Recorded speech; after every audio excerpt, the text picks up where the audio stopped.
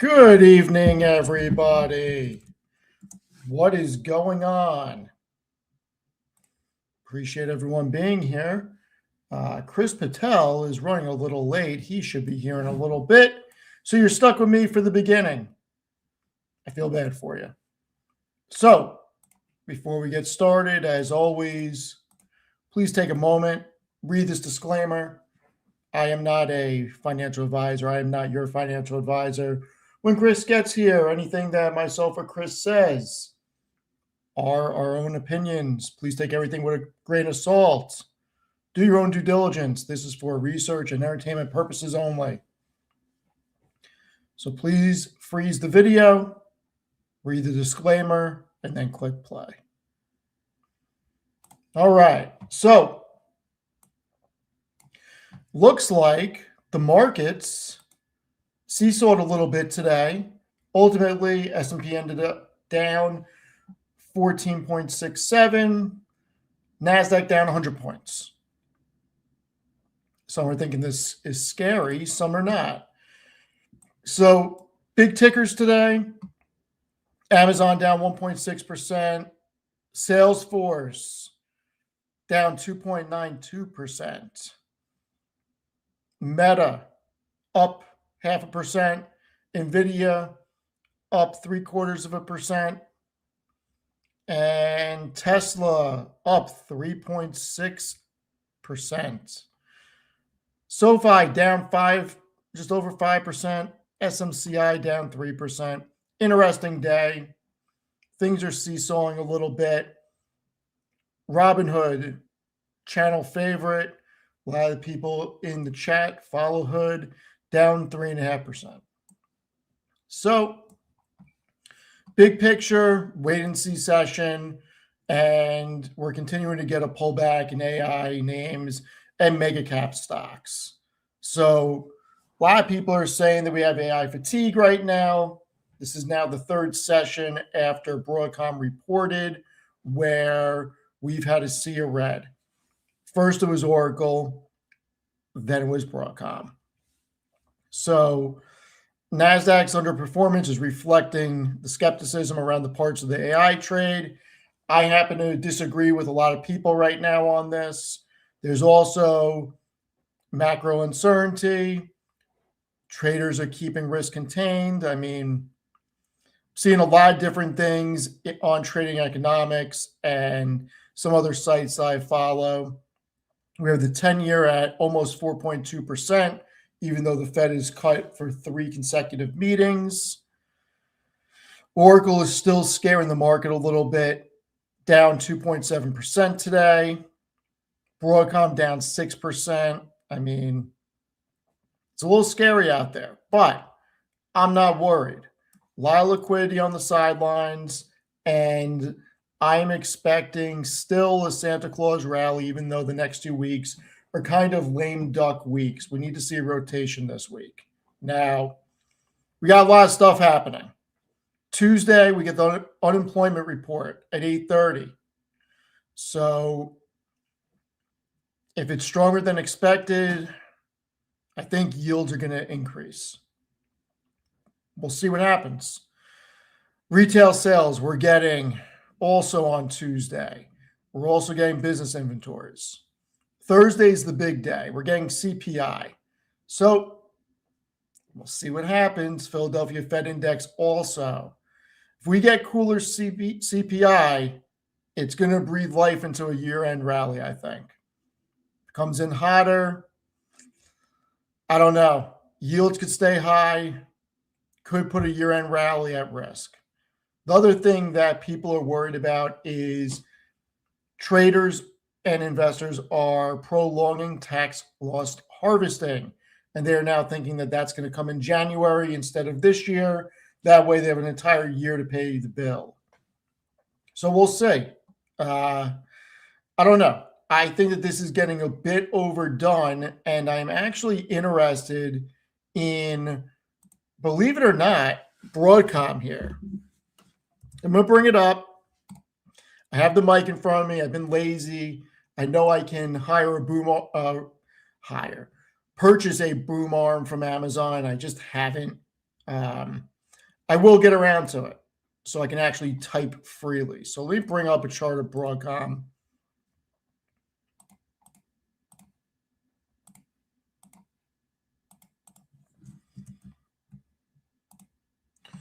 Down almost 16% in 5 days. It's still up quite a bit year to date, just over 46%. But trading at 36 times current year earnings, very interesting to me. This is something that is now on my radar. And if it keeps selling off, I'm starting a position and I will scale in to a decent size of the portfolio. So we're trading at 36 times this year's earnings with 37% EPS growth next year, 27% EPS growth the following year. Very interesting. This is actually looking, dare I say, value play. We know that the Spider Index is now considering tech value. So this is getting, it's getting very interesting with the revenue growth. I mean, you got 50% revenue growth this year. And keep in mind, we're starting a new fiscal year right now. We're in Q1, I guess, because they just reported Q4 for the October 25. So 50% revenue growth this year is what they're expecting. And that's the midpoint. They deliver on this, Broadcom could go much higher than what it is. So I think the shakeout is actually giving a lot of investors an interesting opportunity, because if we've learned nothing other than we need more chips,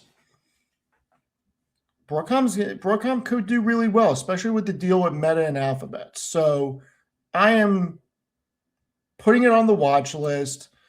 I'm not sure where I would start picking it up, though.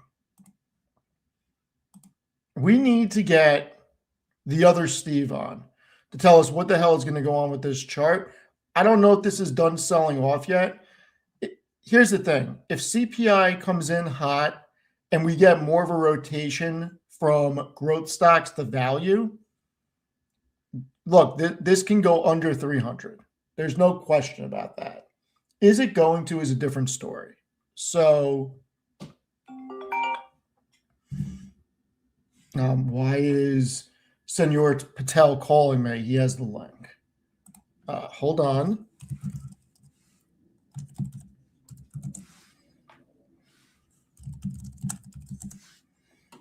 I just told him to click the link. So we'll see. Hopefully he gets on soon. What does everybody in the chat think? How do we feel about Broadcom?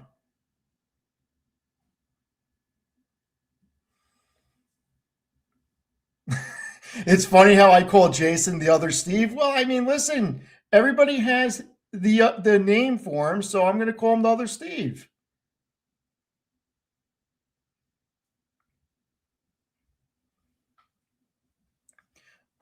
Broadcom bounces at 320. Yeah, listen, I'm getting very interested. I want to see if it continues to go down. It's down post-market.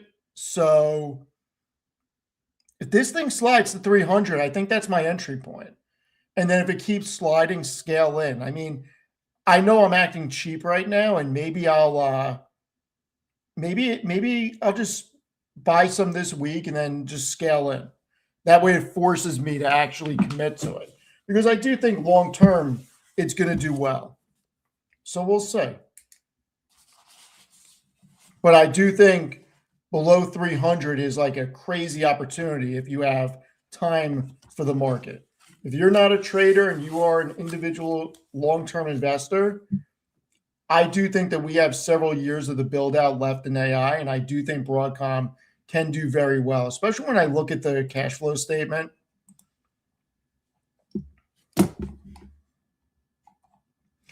So, I mean, this is nothing to sneeze at. They spend almost nothing on CapEx, and their business is pumping out $27.5 billion in free cash flow.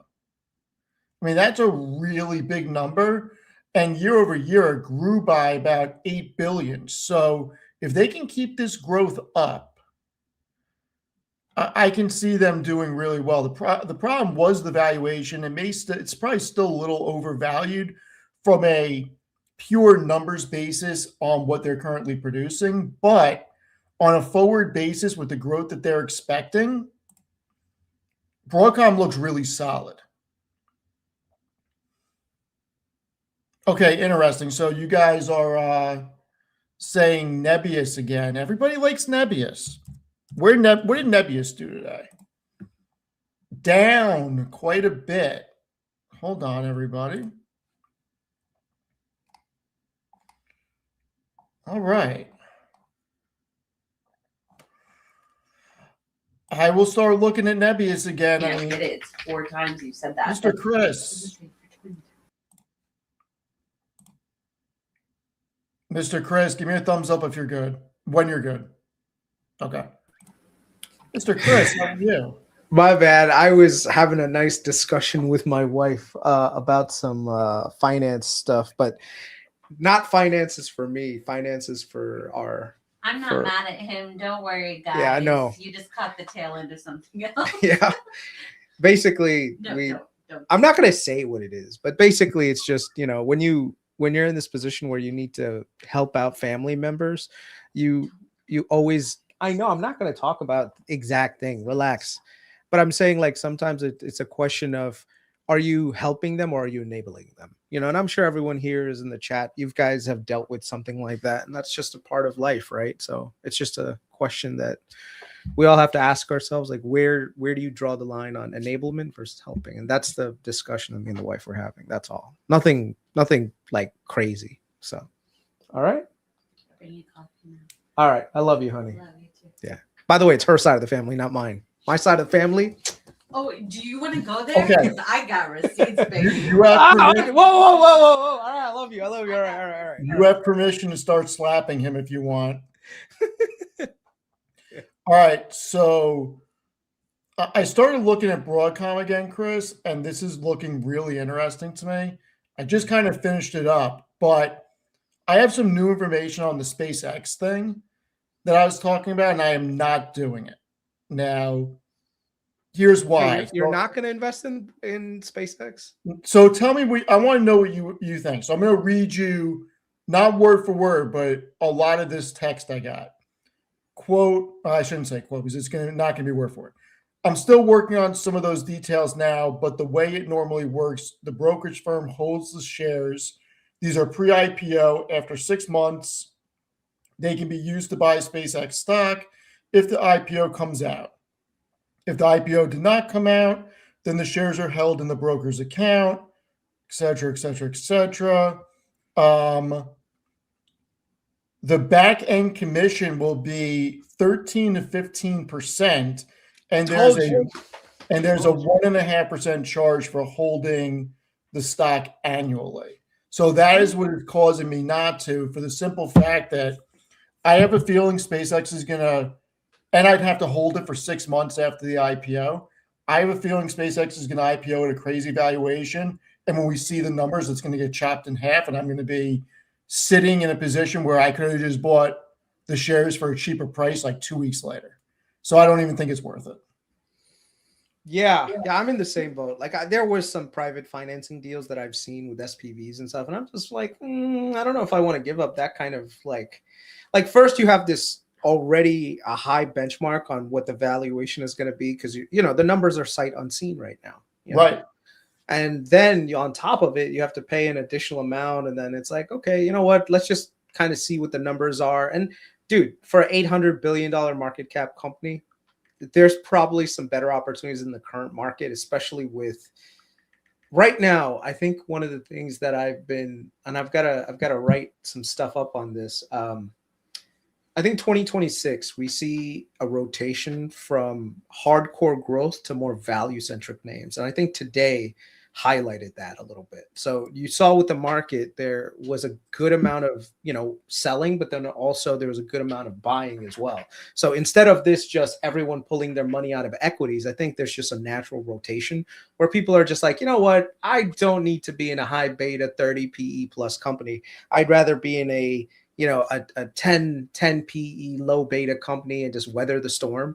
And especially if you look at how the rate situation is going to be in the next couple of years with rate cuts, a lot of these smaller names, like small cap names that have low PEs, or even mid cap and large caps that have low PEs, they were actually catching bids today.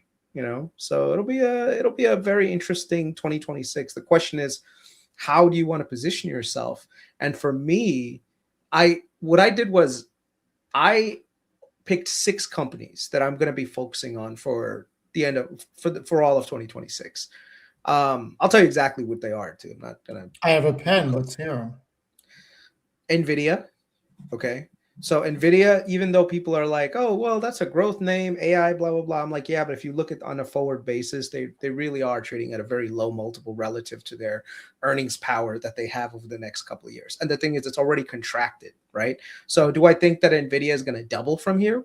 Probably not. But do I think that there's about 30-40% return over the next, year and a half? Probably. So NVIDIA is definitely on one of them.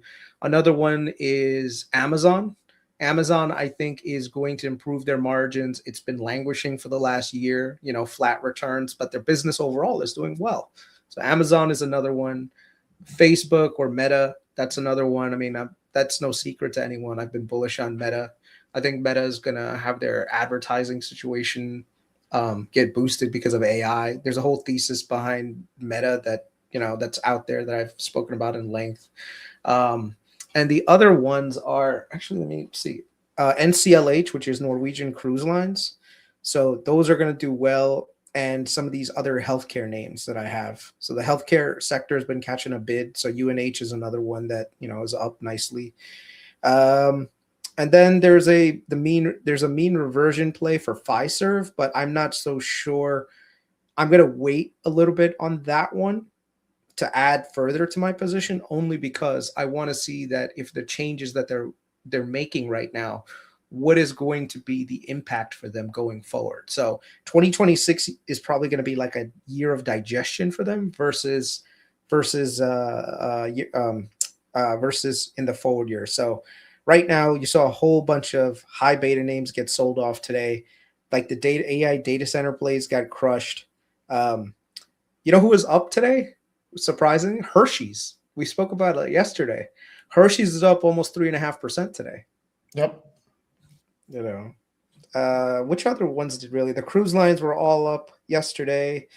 The regional banks will do okay, and I think financials will do okay. The only thing with them is that there's just not like a lot of exponential return kind of situation for the regionals. I think there was definitely like a huge mean reversion play that was out there for the last couple of years, but that's like played out nicely. So you're not going to see like market beating returns from the regionals anymore. You're probably going to see like market perform, but there's other parts of the economy that I think are still languishing and could have a nice recovery. One of them, of course, is healthcare. I think healthcare is where everyone is kind of going to hide out a little bit. So. Well, I agree with you. I do think we're going to get a rotation from parts of growth, and I would say high beta growth to mid beta growth into value. I still think that there are growth plays such as NVIDIA that we're not going to see a rotation out of, but I do think there's a chance we get a good broad market rally next year.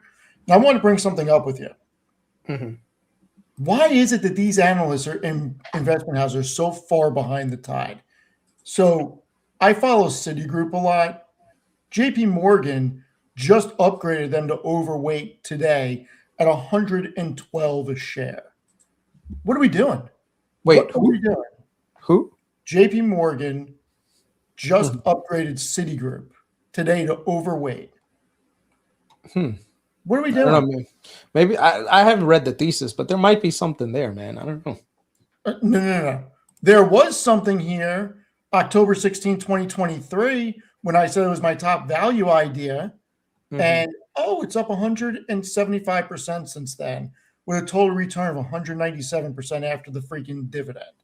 It's just, why do these investment houses freaking turn so late on these companies? You could have got Citigroup at a $45 price with a $92 tangible book value.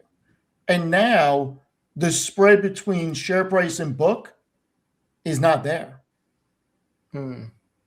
So I actually think people are touting the financials. JP Morgan's the one that looks interesting to me, because I think that we're going to see people try to classify JP Morgan as a tech play, not a financial play, and try to re-rate how banks are looked at. And I think that could go for some other ones too.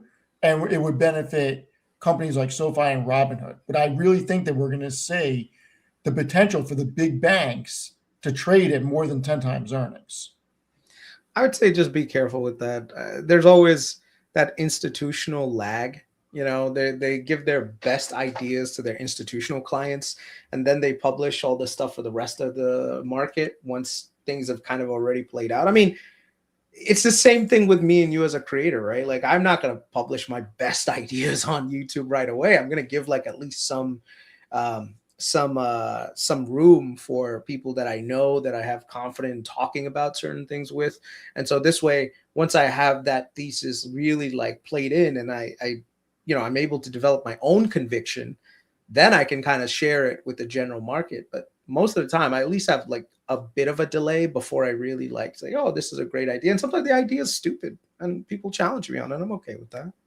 You know? Yeah. I mean, look, we all get things wrong. And I've been thinking about what you said, and that you want to talk about rotation into value. And I was thinking about companies that I've been buying and what I want to continue scaling into. I'm still on the kick. I wrote an article. I have an article coming out tomorrow about OneOK. You know that I really like pipelines. Yeah. This freaking thing is trading at a valuation that, I got to tell you, is so interesting. I'm actually going to bring it up for you right now. And I apologize, everybody. It's not dark mode. So, but when I compare it against Enbridge and Kinder Morgan, because they're C Corps, basically 16 times free cash flow, when Kinder Morgan's 22 times and Enbridge is 33.5 times. And then price to EBITDA 6.2 times. This company has the most pipeline bandwidth from the Bakken, Powder River, and the other one in the Mid-Atlantic region down through Texas, coming down that slope with those basins. Now, they acquired Magellan and EnLink. I think this company is severely undervalued, and if we look at a chart of them, I think they're going to rebound. So check out their chart. The valuation's good. The numbers are good. You're getting paid 5.6%. Check out this 1 year chart. Down 30%. Thank you, honey. And then when I look at the 5 year, I think we can get back to 100. So nice. So nice. I was looking at TPL today too, actually. TPL? Texas Pacific Land Corp. Sounds very familiar. Yeah. I'm not as familiar with them. They are one of the largest real estate holders in Texas. They own all the mineral rights, and they also have a nice water business that's actually been growing significantly. So they're worth looking at. Someone brought it up on Marvy28 brought it up. Thank you, Marvy. I've been actually looking at that. So, yeah, I mean, there's not a lot of great places to hide out right now. So I don't know. I think I got we three. do get some sort of Outside of ETFs, I got 3 they're going to pay you. Well, 4. Yeah. It's energy heavy. But Verizon, I think, is bang for the buck. You can go through my history on Verizon. Have I been correct? No. maybe just a little. Maybe I started writing about them when they're in the high 30s, so probably even on it. Certainly has not done anything by anybody's standards who follow our group of friends because of all the Robinhoods and Palantirs and Metas and stuff. But Verizon's doing 50 billion plus in EBITDA. I'm not worried about the debt. Going to get paid 6.5 to 7% on it for now. Showman's got a big incentive package. I like Verizon. I like what okay. I like Chevron here. From the bang, I like Chevron over Exxon, and you're getting paid a big dividend. They have a lot of growth. The Hess acquisition's doing really well. And believe it or not, I think Salesforce is going to turn heads next year. People hate it. It's a cash machine. I think it's going to get looked at in the second half of 26 as the catch-up play in AI, as these high beta names like C3 AI continue to fall because they're not doing anything. And I think people are going to realize that Agentforce and Data 360 are doing big things, and companies are not getting rid of Salesforce, even though so many people want to criticize the platform. And I think that's going to be a software play that works next year. It's a good question. On someone said it. Like, at what point does Verizon get disrupted by Starlink? They can. You got to go through the FTC. Well, not only that, but the amount of bandwidth that you would need to replace, not to mention the reliability that you would need to adopt. The constellation on Starlink would be immense. Right now, it's really, at what point does Elon buy Verizon? Yeah, is the question. Because if he's going public on SpaceX, tinfoil hat, he's not doing it to have quarterly earnings calls and have to deal with the scrutiny. He's looking to raise capital for something. So what's the chances he's going to buy an AT&T, a T-Mobile, or a Verizon? I mean, we can look at all three and say that it's not going to happen. Number one, there'd be too many issues with antitrust. There's already a limited number of players out there now, right? You got three main competitors that are the telecommunication backbone of the country. You know, you've got Verizon, got AT&T, and you got T-Mobile. Last thing you want to do is consolidate anything. You want more competition. I don't think that the FTC will allow it. Not to mention, the business is not as innovative as something that Elon would like to be part of. So I don't know if he would ever buy any of them. Now, there are smaller players out there that he could theoretically touch on, but telecom I don't think is on his like primary list of things that he would want to buy. I don't think so either. I'm just speculating. Yeah. Right now, Verizon also has the tailwind of their Frontier acquisition. So they're acquiring Frontier for $20 billion. It's going to load them up with a little bit of debt. That's going to raise their net debt to EBITDA by a slight amount. But then there's also going to be like cost synergies that come from the merger, about 500 million of EBITDA from cost synergy savings. And then there's like a play on bundling that they're likely to adopt. So basically all of these people like in California, Texas, and Florida, which have the highest, let me just show the map real quick so this way people see it.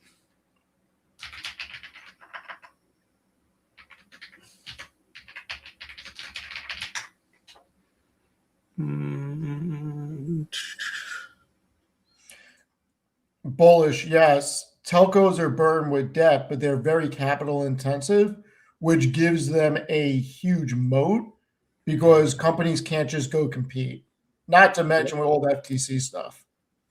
Yeah. Do you know how hard it is to like try to even like build out the infrastructure required to get to where you need? Just as bad as pipelines, maybe worse, because for at least fiber, you got to go underneath the roads in the cities. Like, it's fucking horrible.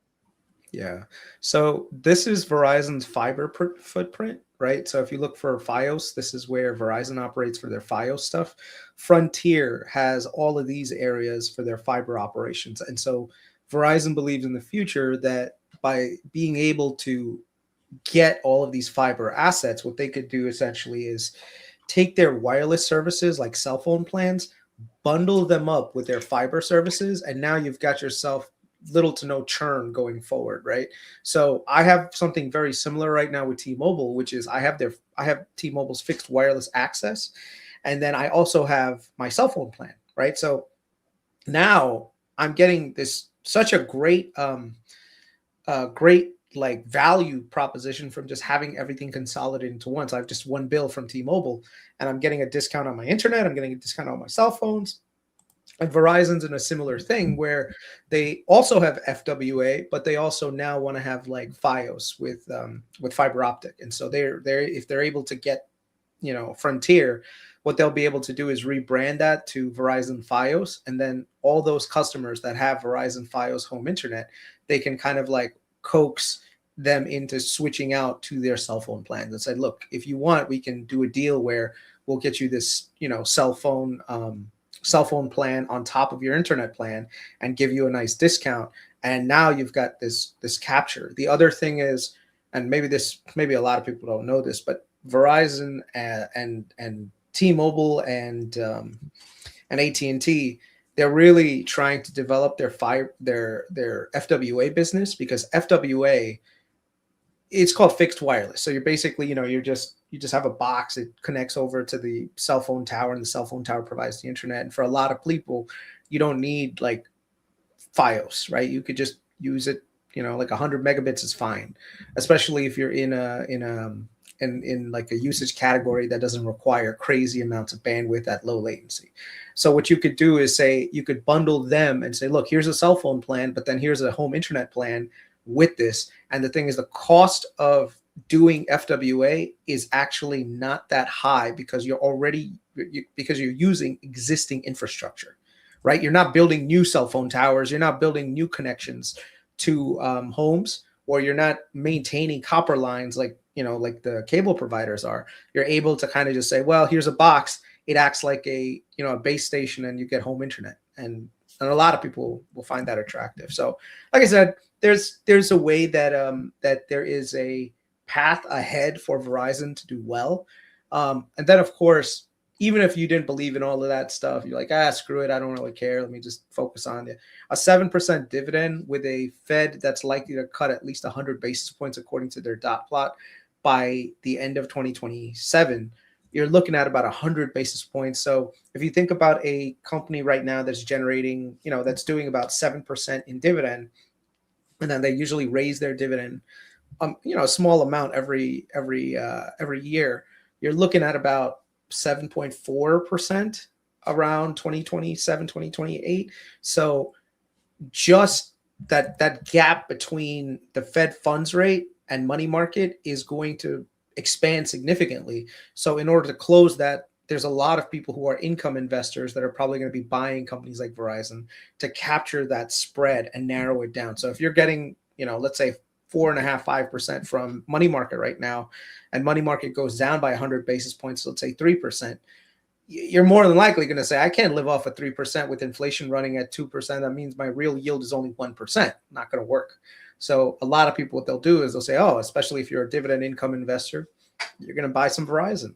You know, if you got $2 million sitting in a retirement account, buy some Verizon. Now you've got yourself almost 140 grand a year, and 100,000 of it is non-taxable because you're probably not making any money retired. So you're getting, you know, a qualified dividend. That's the other benefit that people don't even know. Like, unlike there's other companies that have, what is that thing called? Like ordinary income, like MLPs, ordinary income. Verizon is qualified dividends. Qualified dividends are awesome. So like I said, for someone who's done really well in their life and they want to kind of set money aside, put some nice fixed income in there, and also get some capital appreciation, you're locking in a 7% dividend rate at current prices. And then at the same time, you're also going to get that dividend that's going to grow over time, you know? So yeah. So why buy Verizon when you can buy Nvidia at low multiples? I don't know how low multiples Nvidia you think it is, but yeah. You think about what Kris just said. So I actually had a conversation over the weekend with somebody who had to pull money out of a retirement account, and they're looking to put in income producing assets. People that are retired have a different mindset. They are less likely to go into a name like Nvidia, even though to a lot of people, they see value in it and they don't see it being a risk, it's not as, I guess, for lack of a better word, interesting because it doesn't really pay a dividend versus something like Verizon, which is something everybody knows who Verizon is. Nobody's worried about Verizon not being here in 10 years, and nobody's really worried about Verizon not paying a dividend in 10 years because they have 19 years of dividend growth behind them. So they were saying to me that they were going to split the money between Enbridge, Verizon, and something else to try to get an average dividend yield of 6% on the money that they had to pull out. So it's a different mindset.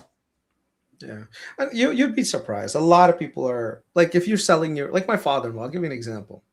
He's got a good bit of money saved in his cash, right? And then on top of it, he's got a house he's already paid off, and he's getting to the age where he's probably going to end up moving in with us. You know, my father-in-law, mother-in-law, all that stuff. And the thing is, like, what are they going to do with the house? They're going to sell it. Now, here's the thing: at his age, he's not looking to try to buy a high beta name that's going to like see his net worth go up and down and give him a heart attack.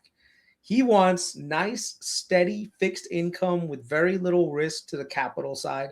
And you're getting a nice portfolio, not a portfolio, but you're getting this nice income that gets paid to you every quarter. And you can live your glory, your glory days. You can go and see your grandkids.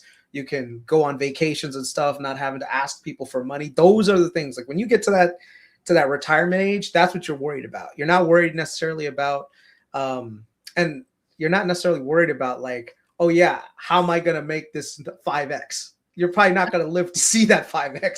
You need immediate cash. Huh? And remember, yeah, every $1 million that you can get a 7% yield out of across X amount of positions, that's 70 grand a year on top of Social Security. Yep. So that's the other reason why. And look, retirees are probably not likely looking to sell covered calls and manage all that stuff and deal with it. Yeah. They want the simplicity, the cash flow, and companies like a Verizon, Energy Transfer, Chevron. Those are, specifically Chevron and Verizon. Those are names with staying power that gives people confidence. Yeah. At least the thing is with like Chevron, you got to worry about oil prices up and down, and that could cause some volatility. But a company like Verizon, dude, recession comes, what is that going to do? Are people going to be like, oh my God, right? Now let me cancel my cell phone plan and start using dial-up again? Not a single person. Not a single person. The cell phone is the last thing somebody's getting rid of. You live your whole life on your cell phone. Yeah. All your financial banking, your shopping, Instagram, everything. Yeah. Kris uses Cricket Wireless. No, I use T-Mobile. The hell is Cricket Wireless? Cricket is like, I think like a prepaid plan or something like that. I think I've seen that. I'm sorry, I'm so out of the loop. Yeah. Verizon is the most expensive carrier, though. Could downgrade. Maybe. But yeah, like for companies like Verizon and stuff, they're great for retirees. And the thing is, like for me, I'm banking on both a capital return as well as a dividend return, and then this relative safety of being in a low beta name. You won't see a 40-50% correction on Verizon unless, of course, we went from 2020 to now, which, and if you look at how Verizon reacted to, not necessarily reacted, but how Verizon ended up going from $60 to $40, or actually even 30, is that the interest rates were zero, right? So a lot of people were like, yeah, I need to buy Verizon so I get a nice 4.5%, 5% return. And then all of a sudden they could get that in treasuries. And so they ended up selling it, and they ended up, leaving it. And now it's kind of like the opposite thing is going to happen now, where you're going to see people buying into this as interest rates start to go in the other direction, right? That's the core thesis behind my investing for 2026, which is just focus on fixed income for a good portion of it and have like a nice barbell strategy where you're not giving up on growth because you still have those growth heavy names, but it's going to be in companies that have real cash flows that can buy back shares and support initiatives. So that's why I have NVIDIA, Amazon, and Meta on one side. And on the other side, I have some of these other names, which are way more value-based, So I don't know. How are you structuring yourself? I don't know. You maintain what, like 20, 30 positions? Up More. more than that? Jeez, man, that's way too much to track. It's way too No. much. Look, I don't do as much cleanup as everybody because I have a large portion in S&P 500 index funds and other ETFs. Now, I'm not counting my dividend harvesting portfolio because there's not a single position in there that's a real position that I rate for seeking alpha. So outside of that, it's a lot of positions. I probably have 20 different ETFs that I'm in, ETFs and mutual funds, because I want overlap in certain things. I have SPYG as the S&P growth. I have not SPY, VOO. And then I have my VEA, which I'm considering getting out of. And I had that as a hedge. I have SPEM for emerging markets. I have a bunch of State Street ones. I do have the combination of SCHD and VYM for the dividend growth. So portfolio is structured in several different ways. And it allows me, when the market falls, to be able to say, I don't care, because I truly don't care. And the way I'm structured, it's going to bounce back. Now, in a year or two, I'm probably going to do a big restructure and get out of names, probably like NVIDIA, probably like BMNR, and move that money. I may even get out of SoFi at that point. We'll see. But I'll probably do a big restructure in 2 years or so. Yeah. Because I think that the NVIDIA runway is 2 or 3 years. And I want to get out before that runway's over. I mean, it's all, at this point, it's about capital preservation, making sure that you can live to fight another day, right? You don't want to just be in a position where you're sitting on all this high beta, and then you have to deal with what is it called? You have to deal with the volatility, and like I said, a lot of names that are quote unquote in the AI space may not necessarily even be there anymore. I mean, if you look at, this is the part that I'm worried about when it comes to the general market, which is the fear of an AI bubble seems to be like all that market talks about now. And I think if there is a bubble and it quote unquote pops, it's not going to be NVIDIA that takes the biggest hit. It's not going to be Google. It's not going to be Microsoft or Amazon. These guys have real businesses outside of AI or whatever you want to call it. The ones that will take a hit are the Bitcoin to AI data center plays that got absolutely bid up. But at the same time, like, to me, when I look at that, you got to go back to 0 to 1, right? And just ask yourself, like, okay, what kind of margins could you possibly eke out of that kind of build out? You're basically just providing infrastructure. As far as I know, you're not going to get like a 30-40% margin on infrastructure. You're basically going to get paid rent, right? And if you're getting paid rent, there's no reason to pay like a crazy high multiple for that, So I think that could be a correction on that. And I think today was a good example of that, where a lot of people, now that they're scared of an AI bubble, they're not necessarily getting out of all the AI names, but they are high classing their AI exposure. So let me just show this screen real quick. Sorry. Okay, here we go. So these are the names that I have, like the Bitcoin to AI infrastructure plays. And you've got at the top CleanSpark, which dipped almost 15% today. Hut 8 Mining dipped 14. Cypher was 13. Wolf was 12, almost 13%. IREN 12%. Riot 10%. I mean, it's pretty substantial. SMCI caught 3% down. Nebius was down almost 7-8%. So, like I said, there's definitely fear in the markets. Wow, these guys are going down even overnight. Cypher is down. Jeez. Talk about high-flying names just taking a beating. Oh, shit. A beating. Whoa, it got cut in half? IREN went from 76 to 35? Yeah, nobody wanted to listen to Steve when I said it's not going to end good in the short term for these companies. Dude, that is a big... I had no idea that they got cut that bad. Like, so many people were ragging on me for not wanting to get into Nebius or CoreWeave or IREN. I'm like, Yeah, they're interesting, but not at these valuations. Well, the thing is, I don't know what their profit margins are, but I would assume that they're probably not going to be more than like high single digits or low double digits. Otherwise, the infrastructure companies, I mean, the AI data center companies would just build it out themselves. Like Google would just build out their own data centers. I don't know. It's weird. Huh. Well, timber. Yeah, so I do want to address two of the comments real quick. So, one, am I over diversified? Maybe, but that's an opinion. It works for me. And here's why. VEA, not the most exciting ETF, but it's up 32% this year. Like, this is a name that is basically, for me, an inverse against the US economy type thing. So that's why it's in the portfolio. And that's exactly why I own it. The other comment I want to address is the 5-year comment.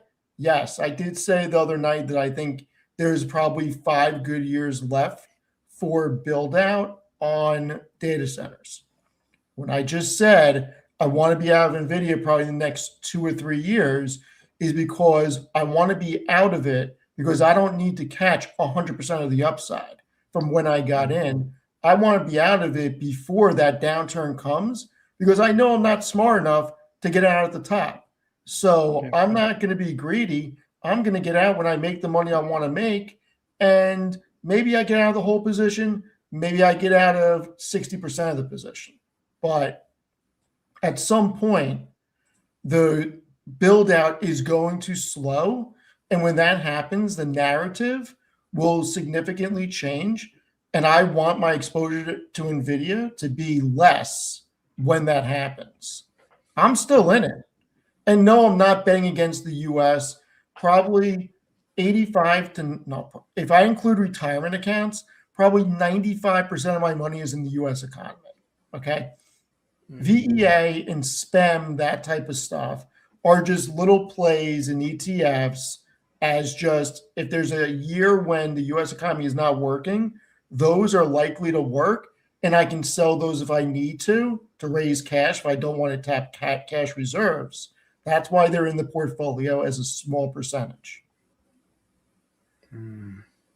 Yeah, I mean, my retirement is primarily in here. If you want to see, my wife's entire retirement is in just a couple of funds, but this is, and I rotate, like we rotate once in a while, but most of the time it just sits in Fidelity Contra. Like let me ask you this: do you have the option to select whatever fund you want, or is this part of the lineup they give you? No, this is one of the ones like it depends on your employer. The one that we had, well, the one that she has, well, her old, because she got a new job, this was one of the ones that they allowed her to basically buy. So there's this thing called Fidelity, I forgot what it is, but basically you can buy into a bunch of mutual funds, and like among all the mutual funds, this one has probably been one of the best ones over the last, I don't know, like forever. And it's one of the only ones that have actually beaten the S&P 500. Look at that. Yep. So, I wish I had the ability to invest in what I want to in my retirement accounts. Yeah. I don't. Our retirement accounts from our employers have 15, 20 options in it. So yeah, I'm just S&P 500 on it. Yeah, I mean, you look at the companies that it has Meta, NVIDIA, Berkshire, Amazon, Microsoft, Alphabet, Amphenol, and Eli Lilly. Let me see what else they have. But those are the major ones that they have. So it's they're good shit. They're good companies with good cash flows. They're not going anywhere. It's mostly domestic. So yeah, over the last 10 years, it's returned almost a 16.5% annualized return. This is what you want to see, man. This is compounding growth for retirement and everything else. This is the kind of stuff that makes you wealthy. Can you bring up, I'm going to, just a straight S&P one? Just a regular SPY? Or you mean like a Fidelity mutual? Yeah, bring up SWPPX, the Schwab S&P 500 Index Fund. What is it? SWPPX.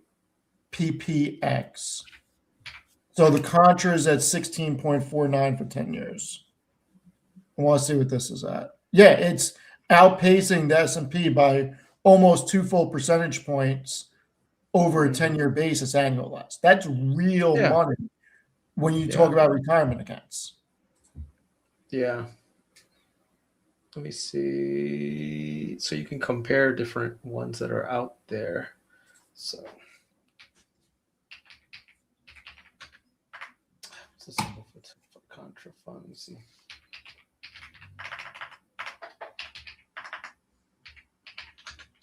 By the way, I have this one too. Like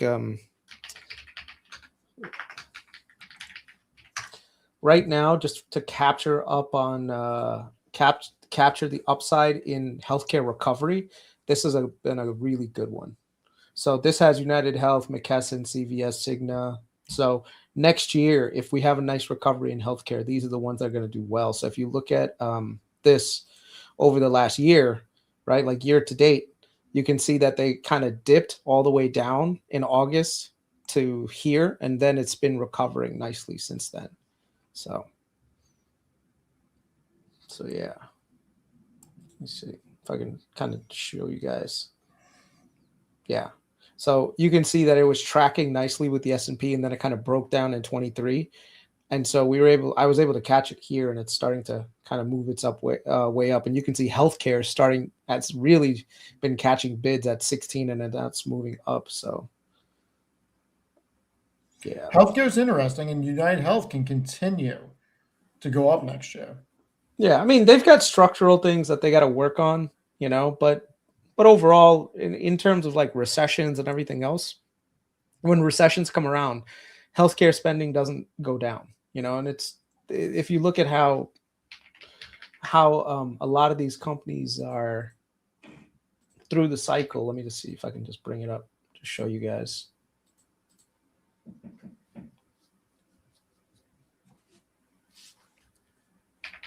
So we'll look at a few of them. So like if you look at UNH, and you can see their total revenues, the revenues are always CAGRing at a nice even pace, going up and down, regardless of a recession or not. So that's just annual, actually, because they have the ability to raise premium. So they went from, in 2015, 157 billion in revenue to 435. Now, the margin is the thing that really matters. So if you look here, where's the margin? Interest expense, net income margin. I want to see their operating profit. Where's their damn operating margin? There you go. You see that operating margin drop right here from 7%? It went to 8.7, and then it kind of came down now to 6.1. Well, one of the things that we'll see over the next couple of years is that that operating margin starts to recover. And when that operating margin recovers and it gets back to something around here, 8, 9, you can see that revenue will be higher and operating margins will recover, in which case your cash flows will recover and stock price will recover. So yeah. UNH could be interesting. That wasn't in your big 6 for next year. Yeah, that's more of like a 3-4 year play. It'll retrace. I don't know if it'll get back to the 600s anytime soon, but to get to 400 is probably very likely next year, and then 450 by the end of 27 is a good target. I wouldn't go too crazy on it. Elevance is kind of in the same boat. Let's see. So if you look at total revenues, the difference is Elevance hasn't seen nearly the amount of move down. Where's that operating income, operating profit margin? Okay. So I got to tell you, Meta's on my list. I have a big position in Meta, but if they freaking fall under, if for some reason they go under 550, yeah, I would be a buyer again. Like, there's no way that this stock, I think, I shouldn't say no way, but I think that this stock's going to do really well next year, and I think Zuckerberg's going to split. So yeah. Venture Global, guys, with everyone keeps asking about VG. Venture Global and Next Decade, you better have a very long-term time horizon. These are infrastructure plays that does not translate into returns that are going to be palpable like immediately. There are long periods where companies will languish while the infrastructure is getting built out, right? So if you look at Cheniere Energy, Cheniere at one point was right here. Look at this. During Suki's time, it went from $2. It went to about 69 and then kind of came down and just stayed here. And then we had that whole thing with Russia happen, and look at what happened to Cheniere. And then they also had a bunch of trains come online. So anyone who bought here in 2010, they're not sitting on a little bit of money. They're rich. They're riding in private jets right now.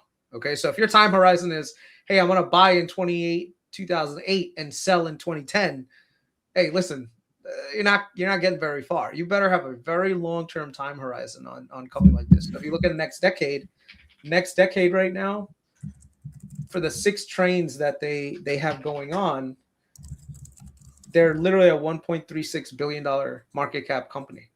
Okay, but if everything works out correctly, this thing could 10x, 20x. So, you are taking a good amount of risk on this one. Right, Venture Global is kind of the same thing. Venture Global is a little less risky, in my opinion, because they have operating income already. Next Decade doesn't necessarily have that, but Next Decade already has a timeline of when they're going to reach first production, and then trains 4 and 5 and everything else. So, to everyone here, I would say, if you're investing in infrastructure, this is not high growth name companies like tech, like software. There's no 70-80% growth in revenues a quarter if your product hits. This is a long drawn out process. Yeah. With infrastructure, if you look at next decade, you have to look at the exporting capacity of all the exporters. Yeah. When next decade has all their trains built, they'll be either the 3rd or 2nd largest exporter in the US. Now, a lot of things have to go right, and it also depends on where natural gas prices are in Europe, where they are in Japan, so they can sell on the water, and what the political climate is. But these companies are very interesting. You want to see something interesting? Do you know who keeps buying Next Decade right now? Who? One of the largest defense contractors in Korea keeps buying these guys in the open market. Really? Yeah, look at this. Because the Koreans, they need natural gas. They don't have any over there. So if you look at this Next Decade, because they have a bunch of cash. Their timeline isn't a couple of years. Their timeline is really far out. Look at all these buys, okay? And look at who the buyer is. Hanwha Aerospace, okay? So let's kind of bring up Hanwha Aerospace. Hanwha Aerospace is an offshoot from Samsung.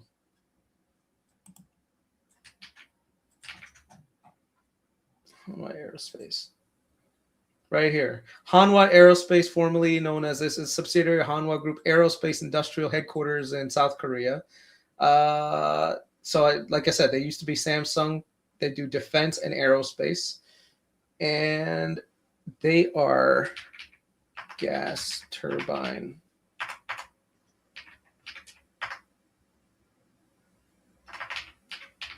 There you go. Right here. The company is Korea's only gas turbine engine manufacturer and specializes in development and production and maintenance of aircraft engines. In 1978, it started aircraft engines right here, providing various gas turbines to Korea and all over the world by 2016. So if you have a company that's literally producing gas turbines, buying a bunch of shares in a U.S. LNG manufacturer, LNG exporting company, they're looking at trying to get into something way earlier and get a nice equity return way into the future. So, yeah.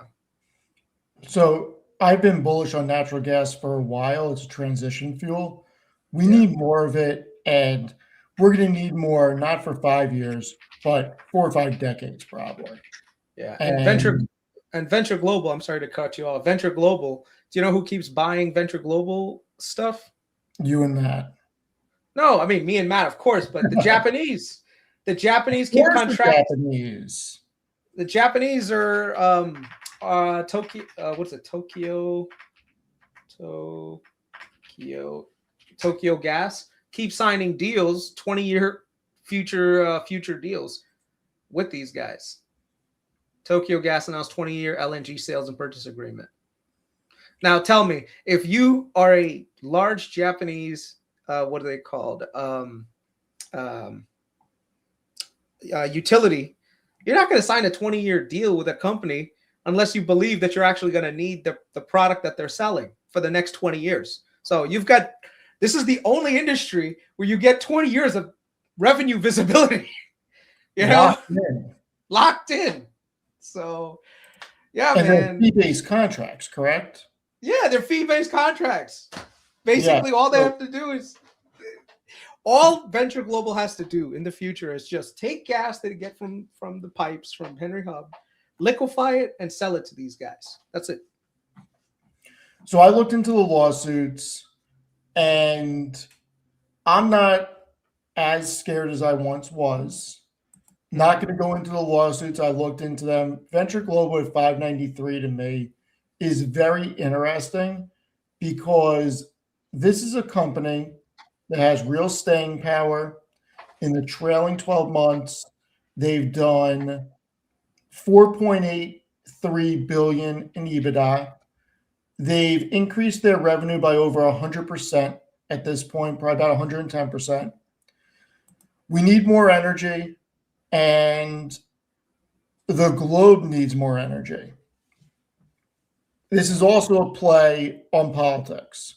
If you think that we're going to have a political climate that is pro-traditional energy sources, Venture Global could turn the corner and be an incredible play from here. So it is now in the zone that I think I'm going to start a position this week. I will let everybody know when I do. And it's something I'm going to probably, once I start a position, keep buying, because to me, this is like an energy transfer without the dividend / distribution, however you want to look at it.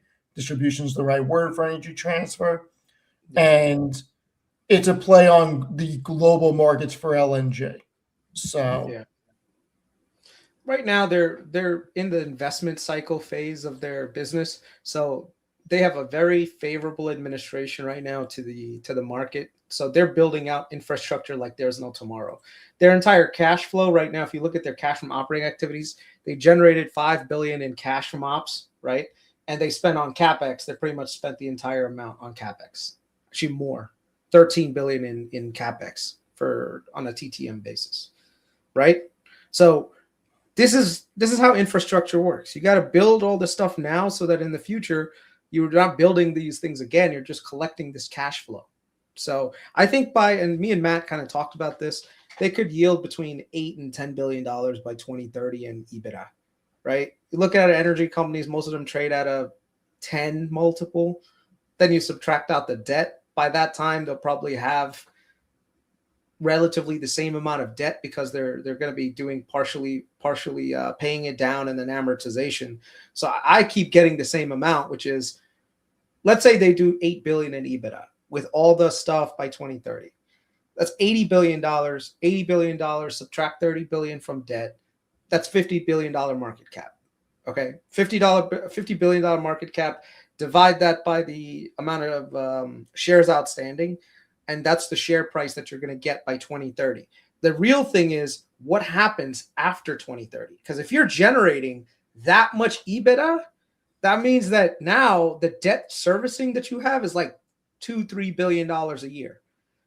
But if you're generating $8 to $10 billion in ops cash, that is a lot of money that goes back into share buybacks, into debt repayments, if you really want to do debt repayments, and into dividends. And by that time, me and Matt will be sitting on an island drinking. If you have a position that's under 10 in the single digits, I mean, think about this. If you're at a $10 cost basis and they're paying $1 a share, what's your yield on cost in year one? Exactly. 10%. 10%. Right now, 593, you can start a position. I mean, this is why it's interesting to me, is this is something where if I scale in over the next year or two and build out a full position in this and just tuck it away and hold it, this could be a huge cash flow generator for me in the future. Yeah. The one, like, and let me clarify to everyone, one of the reasons why you're seeing this price fluctuation in Venture Global is because a lot of their EBITDA that they're generating right now is from spot sales, right? So there's two types of, you know what? Let's not talk about Venture Global anymore. The reason why is because me and Matt have gone to exhaustive lengths talking about it. I'm getting to the point where I'm getting tired of talking about it, and y'all could just reference our old videos. I don't know why we keep repeating this over and over. Maybe and over. I'll just write an article on them. Yeah, just write an article, man, and That just way make sure you explain to people, like, if your time horizon is 1 to 2 years, don't bother. But if your time horizon is like way out into like the 2030s, by all means, it'll be fine. So, yeah, and before we just completely move on, this is also when you look at Venture Global's chart, if you were kicking yourself for I gotta remove Kris first. If you were kicking yourself for not getting in on this drastic drop the first time and then watch it shoot up from about 750 back up to almost 20, you have the opportunity again. Yes, there's 2 lawsuits. Yes, we don't know where it is. And the base case from what I'm seeing is that they pay BP north of $1 billion. But when you're doing this type of EBITDA, I know they have a lot of debt. I'm not seeing this cripple the company. It's a setback, and it's being priced into it right now. Still has a 15 billion market cap. This isn't a company that's down to 500 million that we're worried about Chapter 11 yet. And I don't know if it's going to get there or not, but these lawsuits, from what I've read into them, are not company ending. They're a setback. Now, I'm not a lawyer. That can change, obviously. But it's interesting enough for me to really consider starting a position this week. yeah, I'd say just dollar cost average into this thing and just chill. Is the notes that I have is that the Shell claim was 1.7 billion. That got thrown out.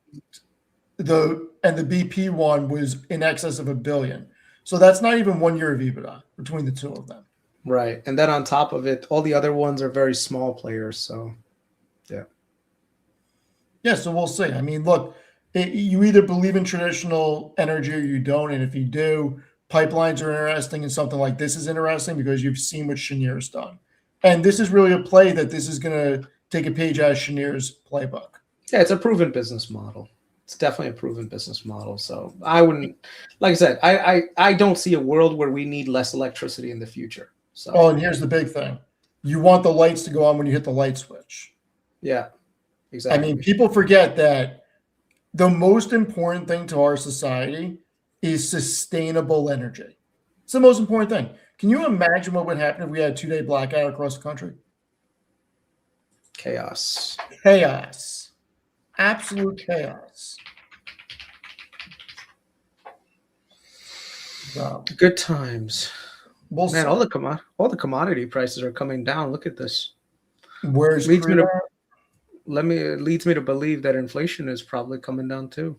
Well, yeah. I mean, you and I have been on the train of as long as oil gets down to between 55 and 65, you'll be lower input prices for manufacturing, which will work its way into inflation going down. And look at that.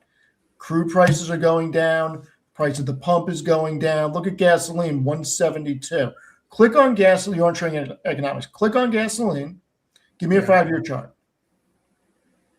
Here it is. Oh, look at that. Oh, look at that. I thought that the prices at the pump weren't going down. Jeez. Just saying. I mean, if that doesn't crush inflation, I don't know what does. Got to man. crush inflation. Look, And if you think about it's one of the most expensive places to buy gas other than California, and when I'm noticing that prices are going down, you got to believe in other places, prices are really down. Like this is going to kill inflation. you know what's going to blow your mind? If you took this and weighed it against inflation, we have literally some of the cheapest gas prices in decades. Yes. Because we've had wages go up, but gas prices are the same amount as they were back in 2017 now. So that's pretty good. Let me see if I can do inflation adjusted gas prices.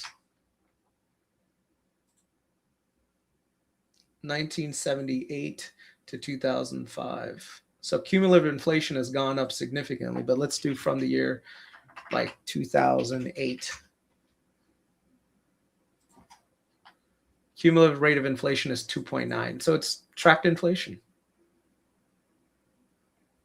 Jeez, man. Gas prices were only $1 back then, like on an inflation adjusted basis. I remember when I first started driving, freaking a gallon of gas was 98 cents or something like that.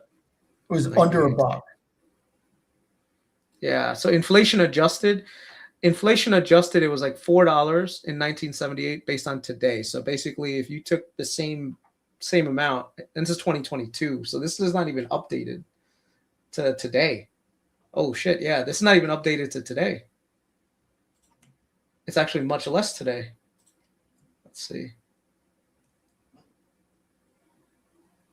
2024 gasoline price is $3.43. It's less than $3.43 right now.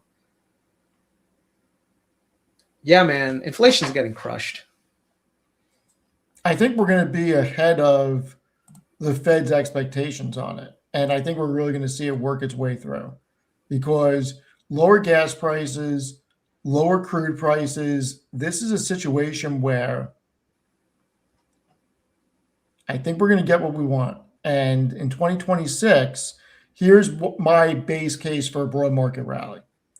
Mm-hmm. The broad market is full of transportation companies, industrial companies, and a bunch of companies that have raw input costs. In order for them to manufacture, transport, and do everything else, their operating costs will go down as the price of energy decreases, which will expand margins. And when you couple that with an environment where we have the Fed cutting rates even further, companies that have a higher cost of debt will be able to issue new bonds and repay higher yielding bonds and expand margin even more. So I can't believe I missed this stock, man. I had this one. There was this one company that I mentioned on the Discord just as for tracking purposes. I kind of lost track of it. It's called it tracks platinum. Look at the price of platinum. It's a SBSW right here. Something I've never heard of. Yeah, SBSW, Silbane Stillwater. Okay. $3 now. It's $13.57. Look at platinum prices. Yeah, but look at silver prices. Silver's out of control. You have the silver bulls saying we're getting to 100. That's crazy. Silver's insane. Yes, at some point, I think this is just speculation. I don't know how deep the speculation goes, but copper is up there too. I mean, when you see copper doing this, I mean, here's where you know it's getting crazy. Mm-hmm. I've never seen copper bullion on SD Bullion's website, and they now have copper freaking bullion on there. I've never seen that before, ever. I mean, I got my 5-ounce silver paperweight right here. Oh, yeah. Let's see. Heating oil is down month over month, year over year.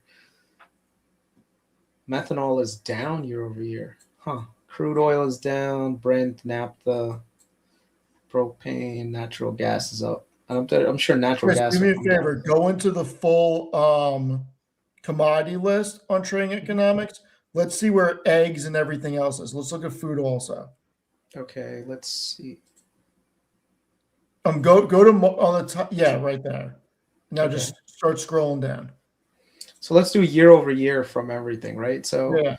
the gas prices in Europe, natural gas prices are down. UK gas prices. This is why Venture Global is down, because European prices are down. So not hard.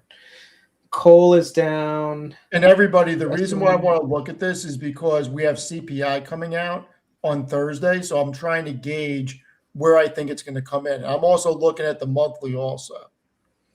This just seems like speculation at this point. Silver is up 100%. Platinum is up 95%. It's insane. Gold is up 61. Steel, copper is up 28% year over year.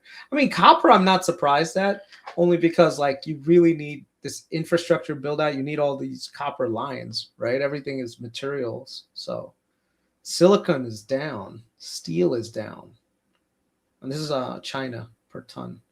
Iron is flat. So lithium is up year over year. Titanium is flat. Agriculture wise, wool is up, coffee is up 20%, sunflower, soybeans. Coffee is determined a lot by weather. Yes. Like, so West Africa gets a lot of coffee production. So wow. Damn, man. Really didn't realize how much of a spike this happened. If you drink Starbucks, you realize. Yeah, I'll leave that to the wife. Ooh, orange juice is down a lot. So go to eggs and sugar.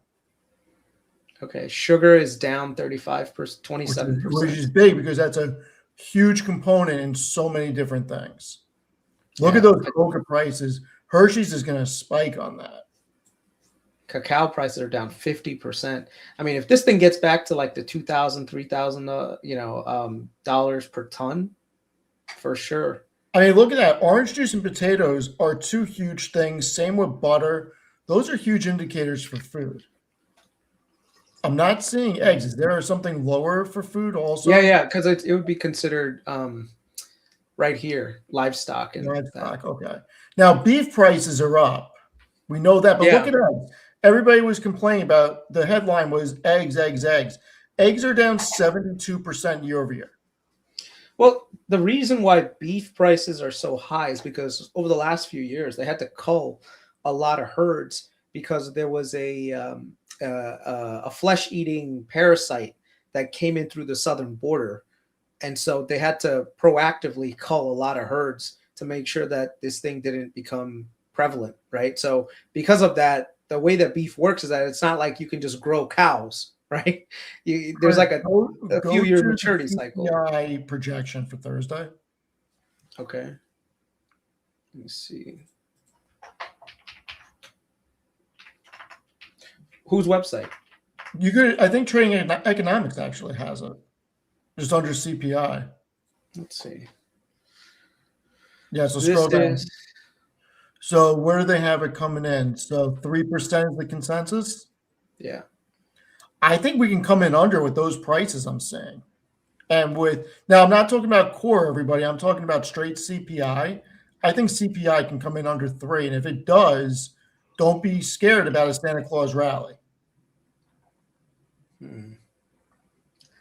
I mean, you'd have to look at it on a component by component basis, but look at this. It had dropped from 3% in January of 2025 all the way down to 2.3% before the Liberation Day BS, and then spiked up.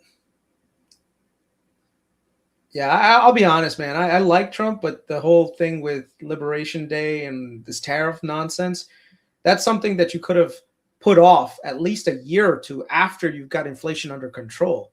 You know what I mean? Like, why do it while inflation is about to surge back up again? And literally you could have got all these cuts in, but I don't know. Sometimes the guy just shoots from the hip and hopes for the best. I think he got really lucky in that the economy became super juiced on AI spending to kind of support the economy.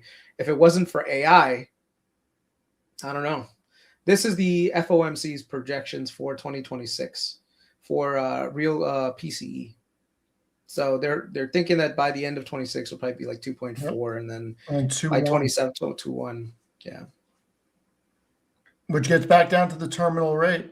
You combine that with lower rates, this could be a good market for the next couple of years, especially with their projection for GDP growth. I don't know. We'll see, man. So much of the economy is being propelled right now by AI data center spend. If we don't have a rotation, then we got a problem. So, see. Oh, look, bring up Fred and look at the money market accounts. You still got 7.46 or something like that trillion sitting in money Sitting market. on the side. Yeah, sitting on the Right, side. 7.48. And if you look at 2022, right, that little go back 2 or 3 years right there, that little plateau right there. Yeah. One plateau up, not that one, the next one, that one right there.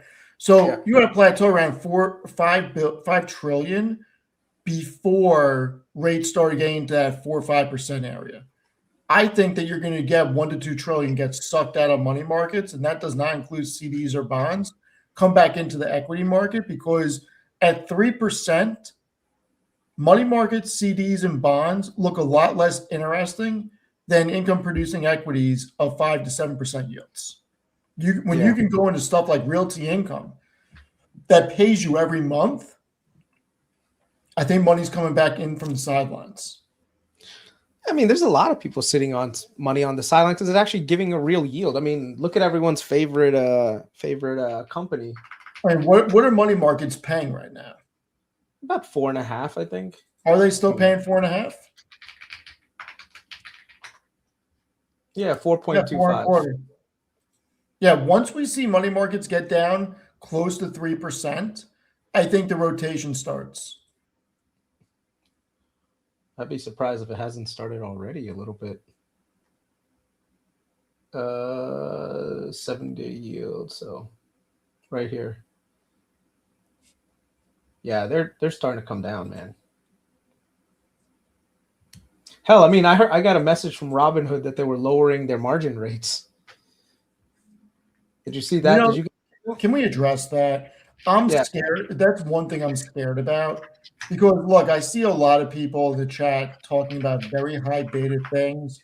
And I get worried about the amount of leverage out there, because that could really screw up the market if we get a downturn and people are so overextended on leverage to high beta. I don't know. It just freaks me out. Yeah. Let's see. So this was before the cut. So Robinhood gives, let's see. Wait, why are people saying PayPal is turning into a bank? Did they apply for a banking charter? I can't find it. Is there news on PayPal? What the hell? PayPal applies for a banking charter in effort to boost small business lending. PayPal downgraded at Bank of America Securities over concerns of branded checkout growth. JP Morgan. Oh, Kris, did you see this? Hold on. JP Morgan downgraded Fiserv and PayPal to neutral from overweight. Huh. Interesting. Why did they upgraded Toast? Actually, that's not a bad thing. Toast has been growing like a weed, man. PayPal should just go private. They should buy back every share and just go private. No. So what's the multiple on PayPal right now? Oh, dude, it is such a. If you just look at the numbers, it's a screaming buy. The market just fucking hates it. And this is a 58 billion market cap with free cash flow of 5.7 billion. It's trading at like 10 or 11 times free cash flow. That is insanely low. What is their book value? Let's see. Financial health. PayPal's book is 2146. 2146 per share? Yeah, PayPal. I mean, if they're going the banking route, that's the challenge, right? Like, they're not exactly going to have a great comp. Fiserv has got an 8.4% forward fidelity. I mean, on a PE, they're right in the banking territory. They're currently trading at 11.5 times this year's earnings. Yeah, so they're fair market. I mean, if they're Right. eventually going to go the banking route, but Going banking would be horrible for them, I think. why? It opens a new line of business. Anything that helps the top line grow, I think would be okay. I mean, look at this. They went from 20% growth in 2020 I know. to now 6.7. Actually, they're looks like they're going to be going up soon. You know, From this is a projections company wise. that has never seen its revenue decline year over year. And even if it's only been very minimal, it has always grown year over year. The market is treating it unfairly for the profitability it produces. The market just doesn't care about PayPal. It just doesn't. The one thing is, if you look at their diluted earnings per share, that's been rising. Well, Because of all the yeah, share because- buybacks. look at it, pull up on whatchamacallit, Fiscal AI, pull up their buybacks, how many they've done. Illustrate it. It is insane how Yeah, much you of can the see company they've repurchased. repurchase common shares. So let me just do the total shares outstanding, so this way people see the Yep. acceleration.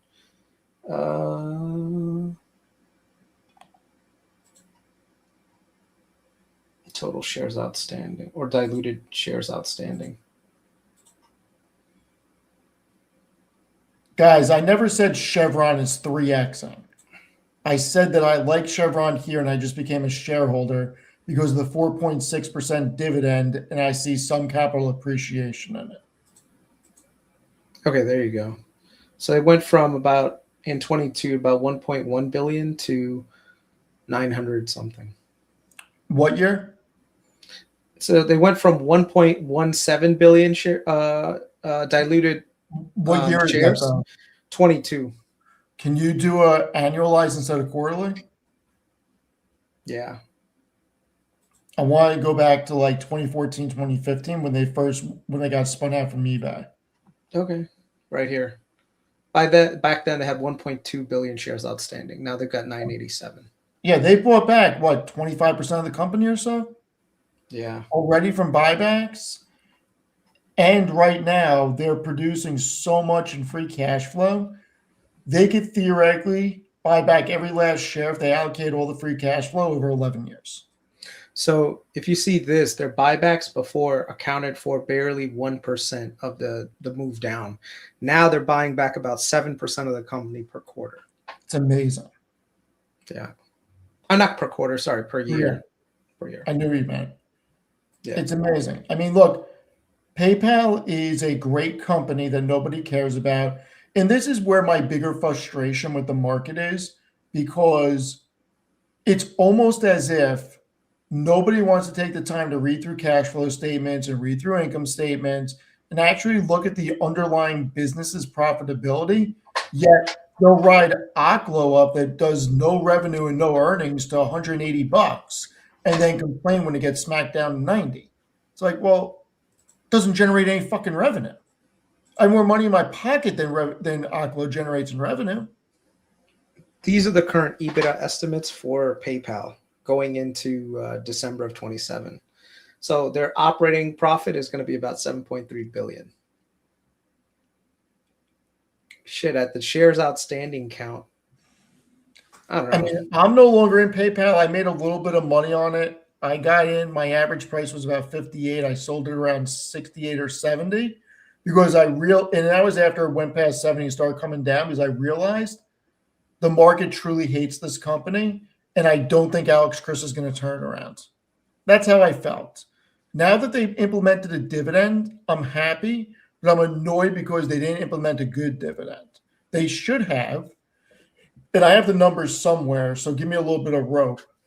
Mm-hmm.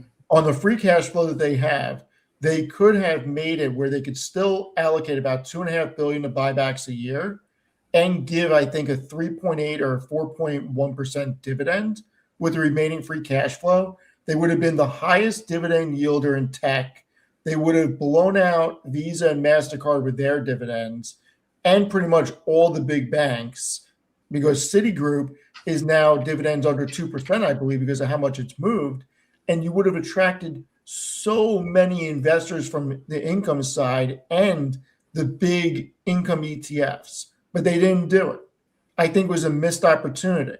They should have started off heavy and continued to grow it because they bought back so many shares. And you look at this chart, I'm assuming, Kris, that line is buybacks versus share price. Yeah. So you look at this is just total stock price, $76 per share, which is not 76, like $60. So basically it's trading around the 2017 price. But at the same time, this is where they are. So 17 years of zero. But since then, their revenues have grown. Everything's grown. Yet everything is grown. They've bought back 25% of the company around, yet the share price is back to where it was in 2016, 2017. This is a poster child for value, but the market hates it.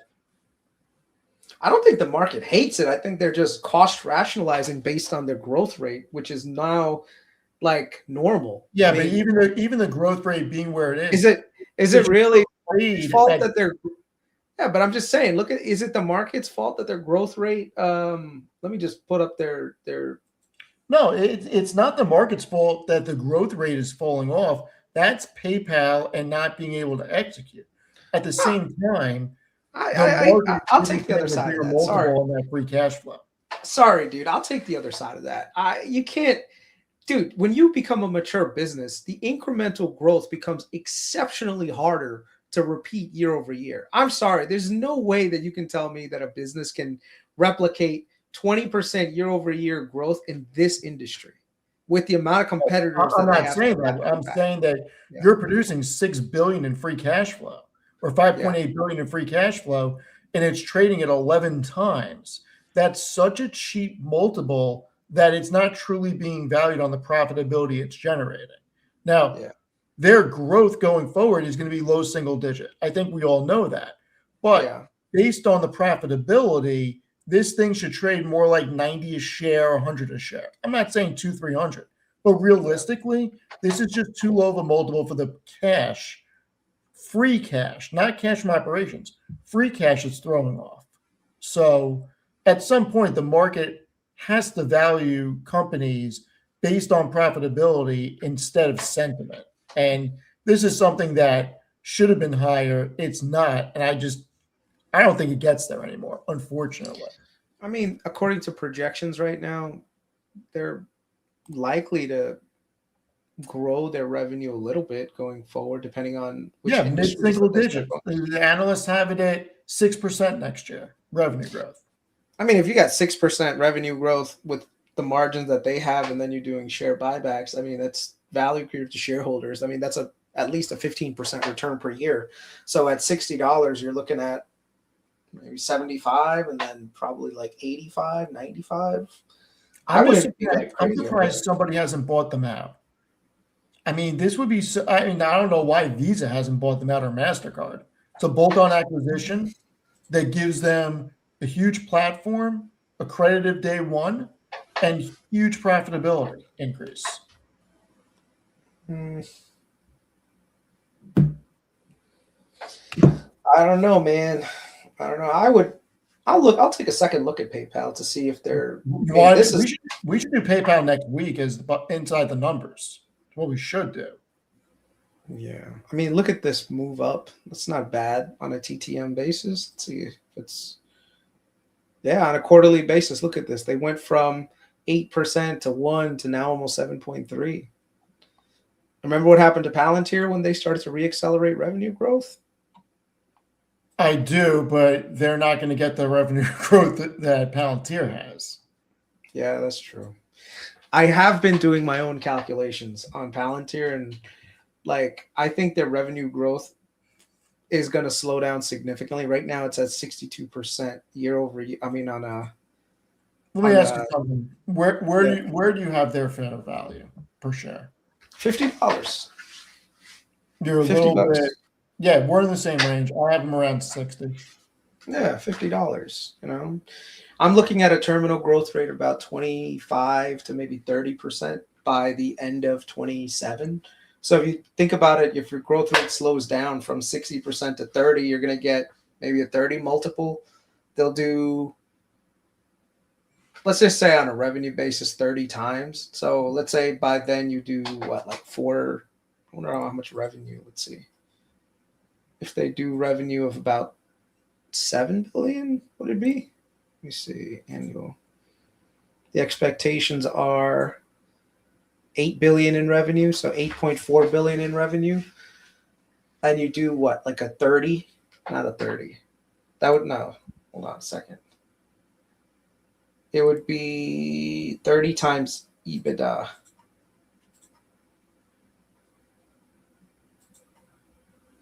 $4 billion, so times 30 is like $120 billion market cap.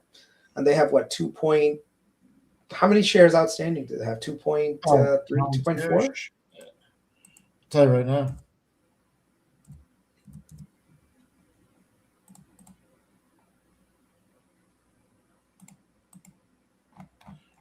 They have 2.4 billion. 2.4. So by then they'll probably have 2.5, depending on how much SBC they have. So 2.5, like $120 billion divided by 2.5 is what? I didn't hear what you said.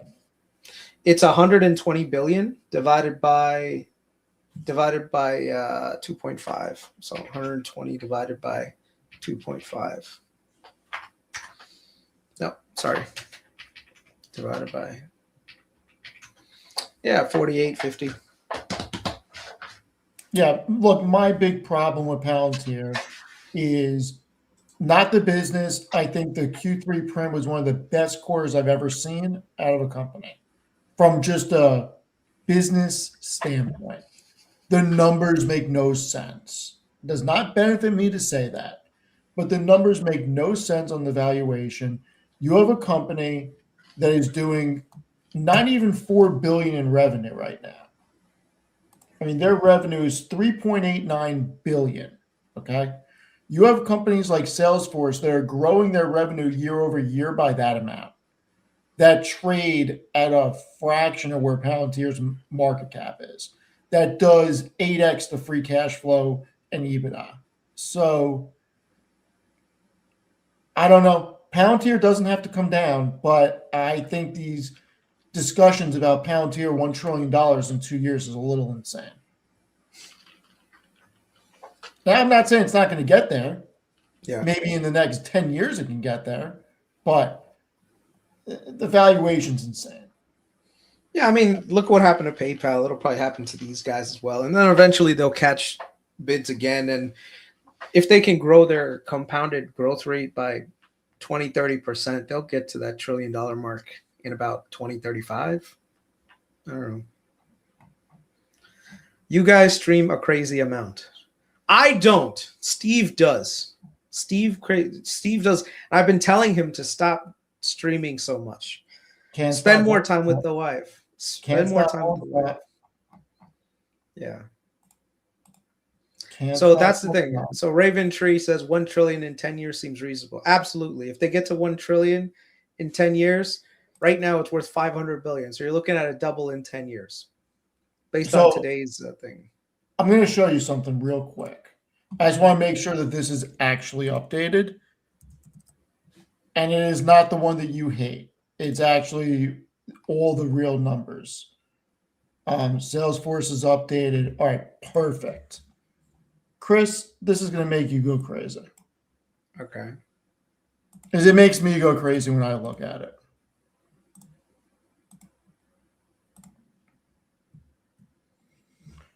We'll get rid of. We'll just do Palantir and Salesforce. Look at this. Palantir's market cap is 198 billion more than Salesforce. Okay, let's just focus on these numbers. Fuck the margins. 198 billion more than Salesforce. Yet their Salesforce does 36 billion more in revenue, 11 billion more in EBITDA, 8 billion more in operating income, 11.5 billion more in cash from operations, 11 billion more in free cash flow, and 6 billion more in net income. I'm sorry, there is no fucking growth rate possible that makes sense for Palantir to have that market cap compared to Salesforce. There just isn't. Like, Palantir is not going to put up these numbers in the next 3-4 years. So there's so much growth pulled forward. Salesforce is a $240 billion company doing almost 12 billion in EBITDA. Palantir's EBITDA is not even at $1 billion right now. Like, how much future growth is being pulled into a 436 billion market cap? So if you look at it, it fits right in, right? What I just said. Yeah. I said if they end up at 4.3 billion in EBITDA, right? Right now, the EBITDA on Salesforce is about 11.8. That's half, roughly half of, actually less than half. Yeah, that's about right. And I'm going to address one of the comments right now, and then I'm going to come back to this sheet. So don't tell me Salesforce is dead, okay? And I'm about to rant. So here we go. CRM, okay? Tell me Salesforce is dead. Look at this revenue, okay? Look at this revenue year over year. Tell me Salesforce is dead, going from 26.5 billion in 2022 to 31.3 to 34.8 to 37.9 to 40.3. Tell me they're dead, please. Dying companies do not add several $billion a year in revenue. They're not dead. Everybody who does not like Salesforce and thinks the product sucks, guess what? You're not a decision maker deciding if you're getting off the platform or not. So I get it. Everybody's got their own opinion. There's platforms that I use that I don't like, but guess what? They're growing. The numbers are growing. It can't suck that bad that the revenue keeps growing. I mean, the amount of comments I see that Salesforce sucks and Salesforce is dying is crazy, but it's not the truth. I think you're just giving the trolls red meat, Steve. Don't do it. Don't do it. I want all the smoke. I want all the smoke on. So you know what we should do? We should short Palantir and go long CRM. I'm not that crazy. I don't want to be hanging out. I don't want to be hanging out with Burry. All right. I'm thinking about it. I'm thinking about shorting Palantir and buying Verizon. Well, how about this? After you see these margins, check this out. Mm-hmm. So tell me that Palantir's valuation makes sense when Salesforce still has a free cash flow margin of 32% versus Palantir's 46%. Like, yeah, I get it. 46% free cash flow margin is awesome, but they're doing 1.79 billion in free cash flow. Salesforce is doing 13 billion at a 32% margin. And then you look at where they're trading, and just so nobody gets it confused, look where they're trading. You're telling me that you want to pay 500 times EBITDA? I mean, Kris, 500 times EBITDA. That's pretty insane. By the way, I'm not shorting Palantir. I'm not. The market is too irrational. Look at what's going on with Tesla right now. Tesla's trading at what right now? Go ahead, Steve. Pull it up. I mean, if you want me to do Tesla's numbers, that's going to fucking drive me even crazier right now. Just show people. Come on. You got the valuation chart up, man. Just show everyone. Let's build it out. Who do you want Tesla next to? Do it next to Google. No problems. I got Google done. Oh, boy. You had to do it, Kris. You had to do it. We'll get a nice little spot at the bottom. Get a nice little spot. Move the microphone so I can type.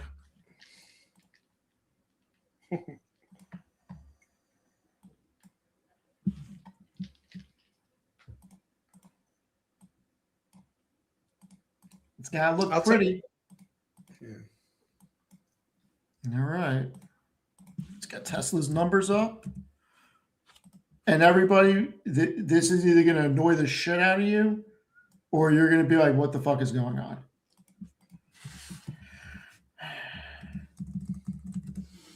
And if somebody knows how to code in Google Sheets, please reach out to me privately on X so you can help me build it so I don't have to go back and freaking. I should just ask Gemini if it can code this for me. You should. But seriously, if anybody knows, please let me know because I am looking to automate this process. Isn't it just equals to cash from operation? Doesn't like Google Finance link to this thing? It doesn't link to these acronyms. Like I don't want to have to look it up on another screen and have to type everything in. I just wanted to pull it in automatically so I can save time. They have applications that do that.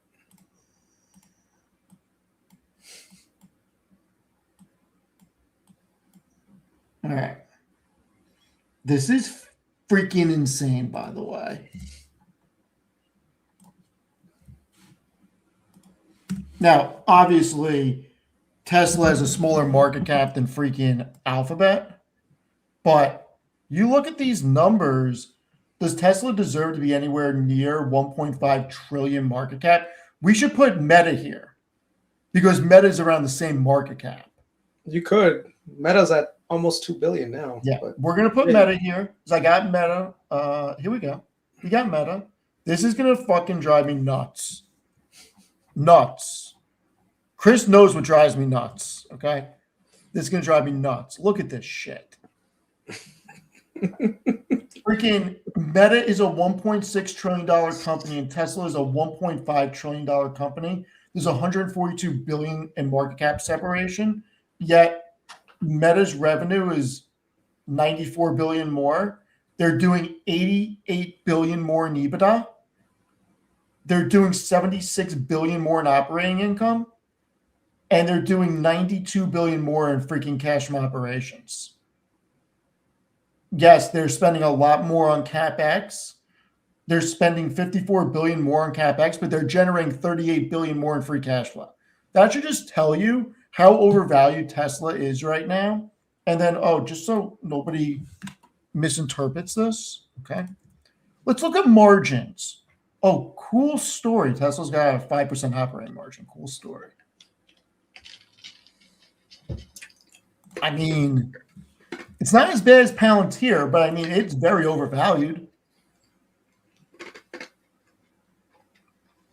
I mean, 138 times EBITDA. I guess it's not nearly as bad as Palantir, but it's still crazy. And it just makes you think, well, if you're giving Tesla this type of multiple, shouldn't Meta at least trade 25 times EBITDA maybe? Just saying. No, I wouldn't do that. Meta's undervalued here. Meta is very undervalued. And I'm not saying 30, 35. I mean, shit, if I put Costco up here, Meta should at least trade where Costco does. Costco is another ridiculous valuation. I got Costco somewhere here. We can pull it. I know I have Costco here. Here we go. That's true. Cameron Vincent said at least Palantir has the growth. That's absolutely true. People forget about that factor. The question is, can they maintain that growth? If you can't maintain it, then the market will re-rate you much lower. But if they can maintain the growth, they deserve to be where they are. You know, just the question is, can they do that crazy level of growth continuously? And I think it's not possible. But I also didn't think that it was possible to grow at that same level that they're growing at right now either. So, you know, joke's on me.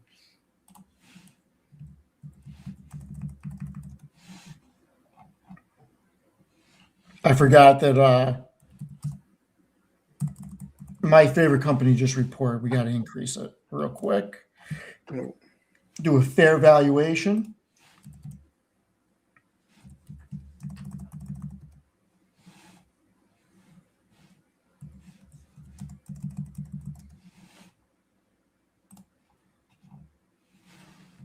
Jeez, I had no idea Walmart had that kind of net income, to be honest with you.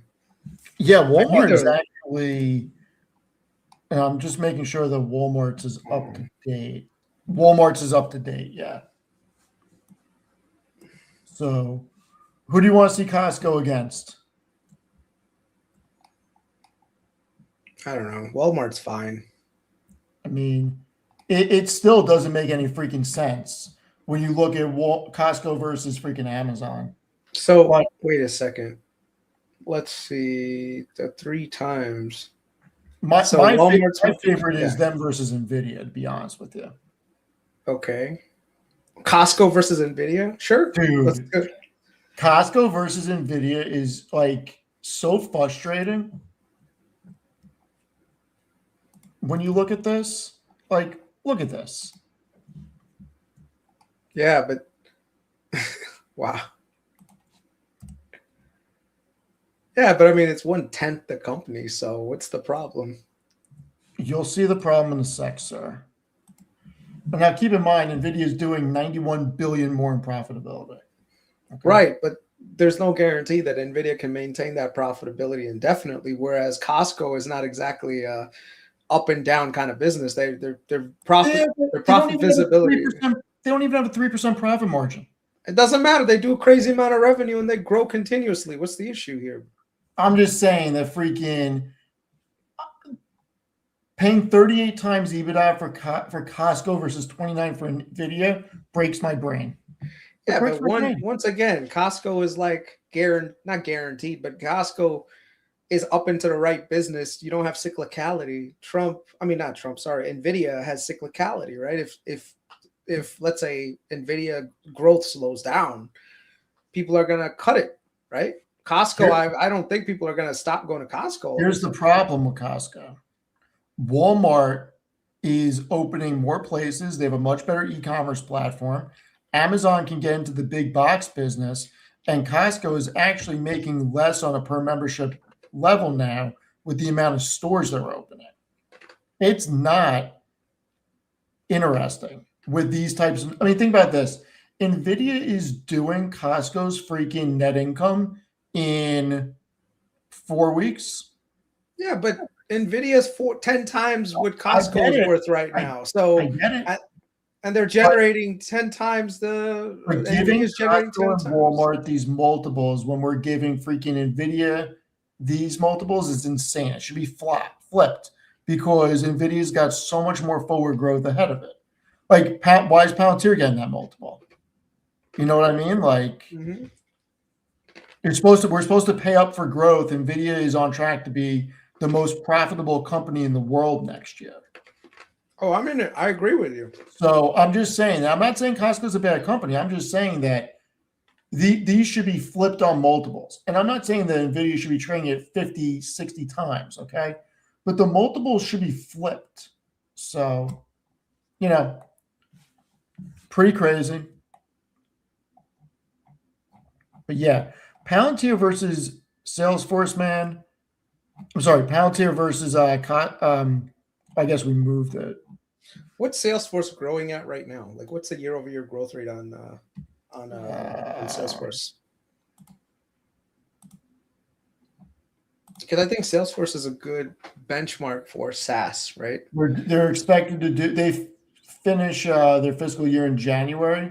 This year, they're expected to grow at 15.5%. I'm sorry, that's earnings. You want revenue? 9.5% revenue this year. Okay. And then what about Next year? They're expecting 10.8. let's look at the other SaaS players. What is Snowflake's top line growth? What is Datadog's top line growth, and what is CrowdStrike's top line growth? Because I mean, and ServiceNow. Snowflake is 28% this year. Mm-hmm. Datadog is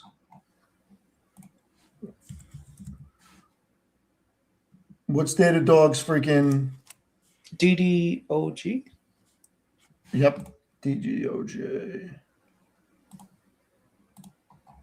What am I asking you to do? I can just put it on 6%. Fiscal AI. You could just do it on Fiscal AI.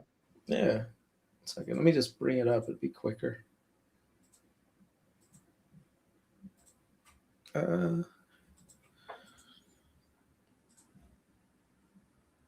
And guys, it's very easy to compare Salesforce with Palantir. They're both freaking SaaS companies, and they both generate revenue and profit. You can compare any companies. They don't exactly have to be in the same sector. That's bullshit because guess what? $1 of revenue equals $1 of revenue. $1 profit equals $1 profit. 10% year-over-year growth equals 10% year-over-year growth. You Give me some other SaaS. Give me some other SaaS names. So SAP.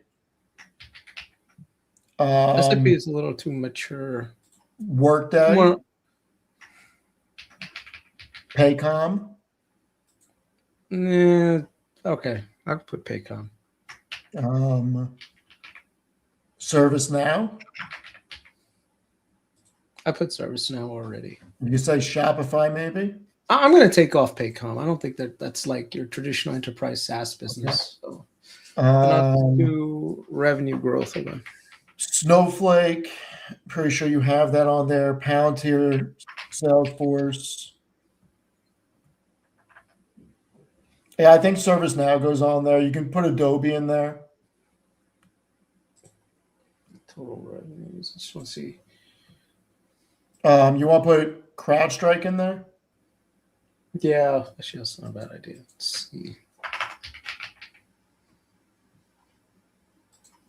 Okay, so this is total revenues. I don't want to see total revenues. I want to see revenue growth.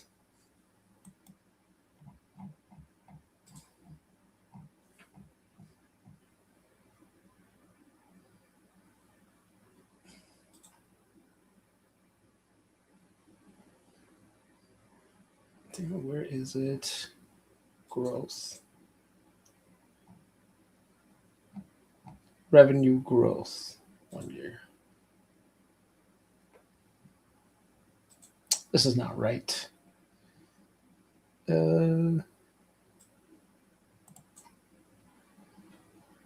this is definitely not right.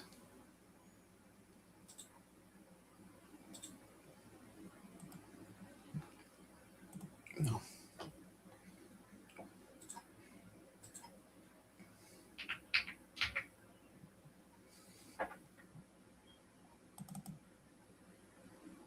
Come on.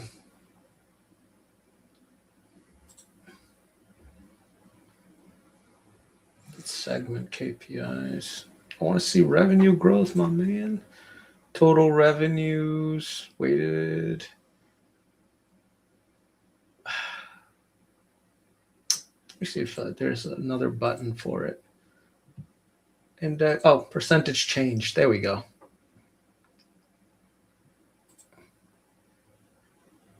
And hide this.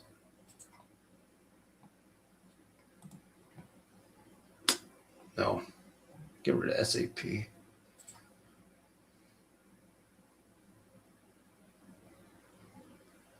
Damn it. No, this is why it's indexed to 0. I don't want to index it to 0. Okay. And Palantir. Okay, so if we look at this on the 12-month trailing basis, all of these other guys have been slowing their growth rates down, and Palantir has been accelerating their growth rate. That's why Palantir is getting such a big move up. So if you look here at Datadog's flatlined on a TTM basis. Let's see, go all the way back to 2020, Q3 2020. You can see Palantir has accelerated. Well, it went from 83 down to 17 and then all the way back now to 47. All these other guys have flatlined and actually declining. Like CRM is down to 8.4. They were growing at 24%. Workday has been able to maintain. It went from 21% to 13. ServiceNow went from 27 to like 20. Palantir is the only one that's been able to reaccelerate their growth. Right, but here's the thing. It's a lot easier to reaccelerate growth at $3 billion versus $35 billion revenue. No, I agree. Law of big numbers. I totally agree. Yeah. It's a law of big numbers, and I'm not disrespecting Palantir. I've said it that before NVIDIA's print came out, Palantir's Q3 could have been the best print I've seen from a company. with the amount of deals over $1 million that they did, with the amount of customers that they added, with a net dollar retention of 134%, Palantir is in a league of its own. It's incredible. But at some point, we have to be realistic on what we're willing to pay. Like paying 500 times EBITDA now for Palantir is insanity. It's insanity. Like this, I don't know how it's staying where it is and where all the buyers are coming from to keep it where it is, but these levels do not make any sense. This is worse than Tesla. I think the point that for investors is you see this giant hump that happened in 22. When you see this hump going the other direction, that's when you sell Palantir. See this right here? Datadog went from 58% to 78%, and they started to kind of move this way. Palantir is on the upward All right, move I right need now. to address something. I'm sorry, I can't hold my tongue. Okay. So we have a comment. Palantir will be another Microsoft in 6 years. Maybe Let's it will be. Maybe it will be. Who knows? think about this. Palantir does, and look, Palantir could absolutely be tremendously bigger than it is, but they don't have an operating system like Microsoft Windows, and the chances of them building and monetizing to scale an operating system for computing, slim. They don't have an Azure network. They don't have productivity with Microsoft Dynamics and Office 365. They don't have the verticals. And for them to try to build that out and compete in that area, they're likely to fail. So I'm sorry, being the next Microsoft, not buying it. What's Microsoft's revenue? Oh, $293 billion. So What's please, Palantir's revenue? What's Palantir's not revenue? even $4 billion. So please don't tell me they're going to be the next Microsoft in freaking 6 years. You want to tell me 30 years, I can buy that story. Because anything can happen in 30 years. But 6 years, come on. Like Microsoft's net income right now is 105 billion over the trailing 12. Palantir is not going to get to 100 billion in revenue in the next freaking 10 or 15 years. I mean, come on.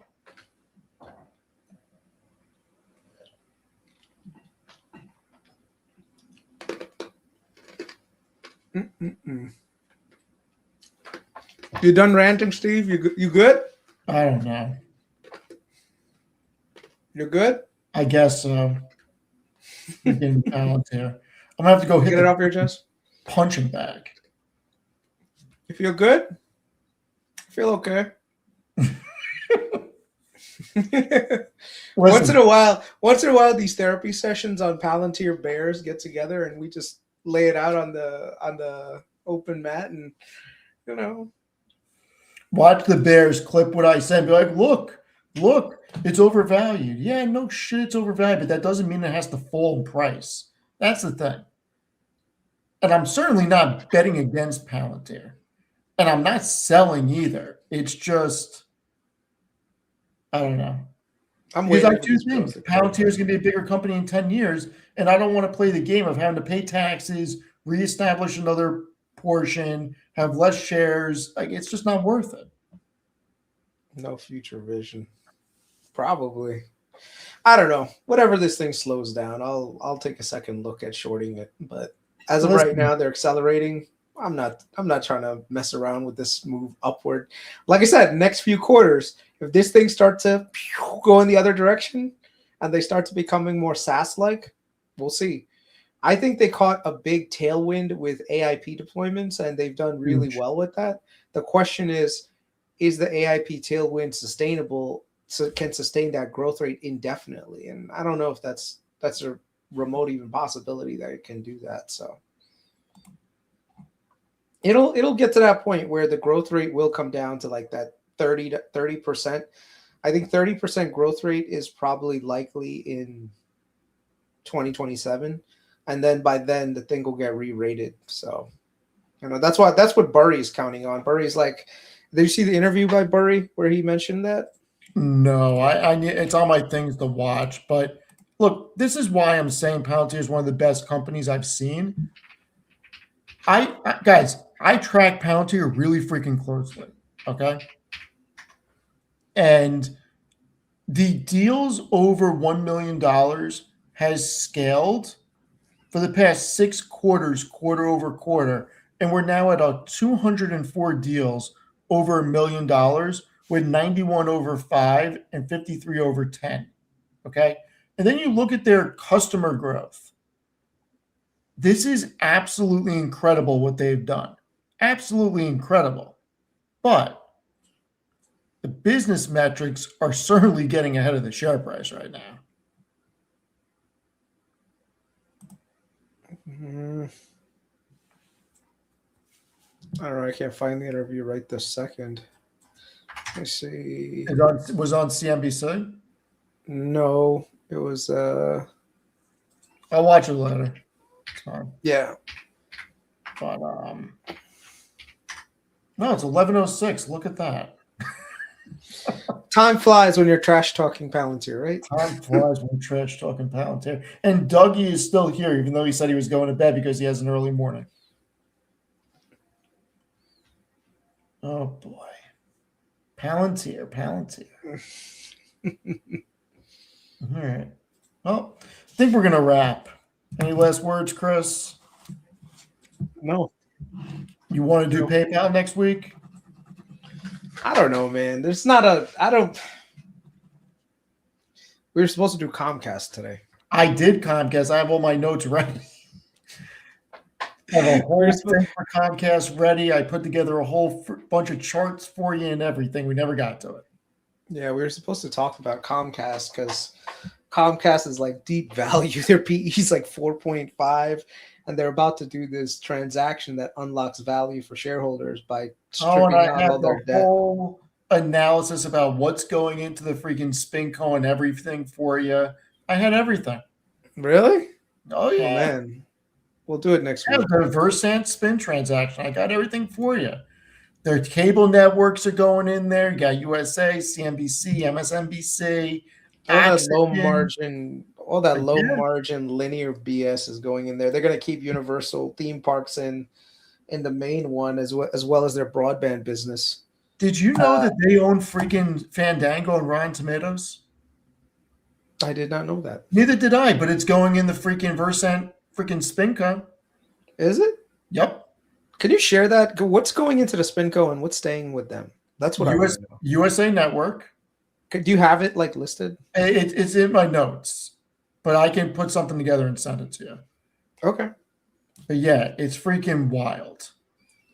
Yeah, it's definitely going to unlock value for shareholders, man. I mean, at a 4 PE, 5 PE, that's insane if you think about it. The amount of cash flow these guys generate, the share buybacks that they're doing, you know. Yeah, so we'll do this next week. I'll save all my notes. I have a whole thing for it. So we'll do this, and maybe we'll touch on PayPal next week. Okay. All right. Well, thank you, everybody, for joining. Really appreciate it. Later, guys. Go get a glass of milk and enjoy the rest of the night. Bye-bye for now. Take care.